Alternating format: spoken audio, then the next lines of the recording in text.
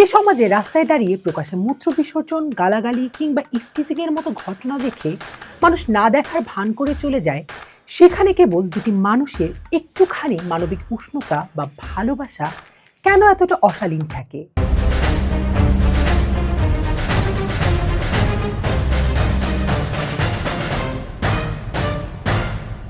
সম্প্রতি মেট্রো রেলে এক যুগলের ভালোবাসার প্রকাশ নিয়ে নেট দুনিয়ায় শোরগোল শুরু হয়েছে, যা আসলে আমাদের সমাজের এক গভীর স্ববিরোধিতাকেই সামনে এনেছে।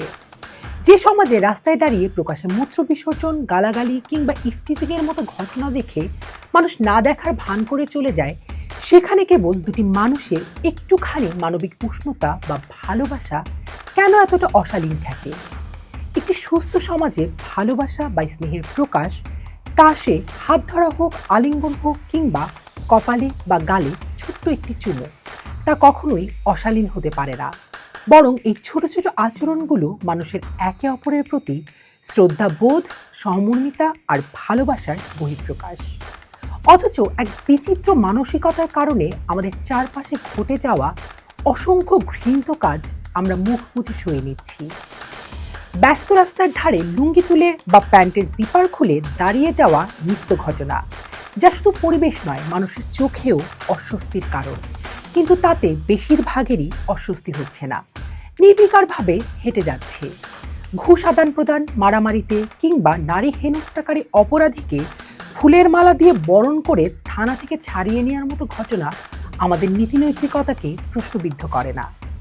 প্রকাশ্য রাস্তায় নারীরা হেনস্থার শিকার হন, যৌন নির্যাতন, ধর্ষণের শিকার হলে পাশে দাঁড়ানোর লোক পাওয়া কঠিন হয়ে পড়ে। কিন্তু নীতি পুলিশিং করতে আমাদের কারোরই দেরি হয় না। যখন আমরা চুমু নিয়ে শোরগোলে ব্যস্ত, তখন আমাদের দেশের মূল সংকটের জায়গাগুলো, অর্থাৎ নারীর প্রতি সহিংসতা ও গৃহহিংসার চিত্রটি কতটা ভয়াবহ, চলুন তা দেখে নেওয়া যাক। গত বছর অক্টোবরে বাংলাদেশ পরিসংখ্যান ব্যুরো এবং বাংলাদেশ জাতিসংঘ জনসংখ্যা তহবিল কর্তৃক প্রকাশিত একটি জরিপ সারা দেশে নারী ও মেয়েদের উপর সহিংসতার ভয়াবহ চিত্র উঠে এসেছে।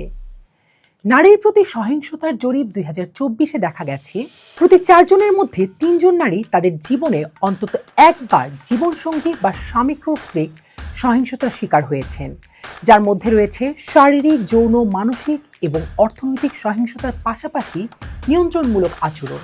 প্রায় অর্ধেক নারী গত 1 বছরে এ ধরনের সহিংসতার শিকার হয়েছেন। উদ্বেগজনকভাবে 3 জনের মধ্যে 2 জন ভুক্তভোগী তারা যে সহিংসতার মুখোমুখি হন তা কখনো প্রকাশই করেননি। এই জরিপে নন পার্টনার দ্বারা সহিংসতার বিষয়টিও তুলে ধরা হয়েছে। 15% নারী 15 বছর বয়স থেকে নন পার্টনারের কাছ থেকে শারীরিক সহিংসতার শিকার হয়েছেন এবং 2.2% যৌন নির্যাতনের শিকার হয়েছেন। গর্ভাবস্থায় বিবাহিত নারীদের মধ্যে 7.2% শারীরিক সহিংসতার এবং 5.3% যৌন সহিংসতার সম্মুখীন হয়েছেন, যা মা ও শিশুর স্বাস্থ্যের জন্য হুমকি। 8.3% প্রযুক্তির সহায়তায় সংগঠিত নির্দিষ্ট কিছু জেন্ডার ভিত্তিক সহিংসতার শিকার হয়েছেন, যা যৌন ব্ল্যাকমেইল, ছবি নিয়ে অপব্যবহার এবং নিয়ন্ত্রণমূলক আচরণের সঙ্গে সম্পর্কিত। আর সামাজিক যোগাযোগ মাধ্যমে নারীরা মন্তব্যের ঘরে চোখ বোলালেই সে অবস্থাটা আমরা টের পাই।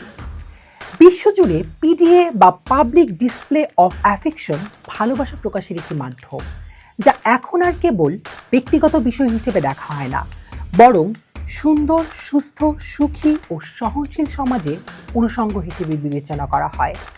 বিশ্বের বহু উন্নত দেশে একটি প্রচলিত ধারণা হলো মেক লাভ নট ওয়ার। একটি সমাজের পরিশীলিত হওয়া নির্ভর করে কোনটি অশ্লীল আর কোনটি স্বাভাবিক তা বোঝার উপর। দুর্নীতি, ধর্ষণ ও প্রকাশ্যে নোংরামি করাই যদি আমাদের চোখে সহনীয় হয়ে যায়, তবে ভালোবাসা বা স্নেহের পবিত্রতা আমাদের অস্বস্তিতে ফেলে কেন? ঘৃণার চেয়ে ভালোবাসার বহিঃপ্রকাশ অনেক বেশি নিরাপদ এবং মানবিক।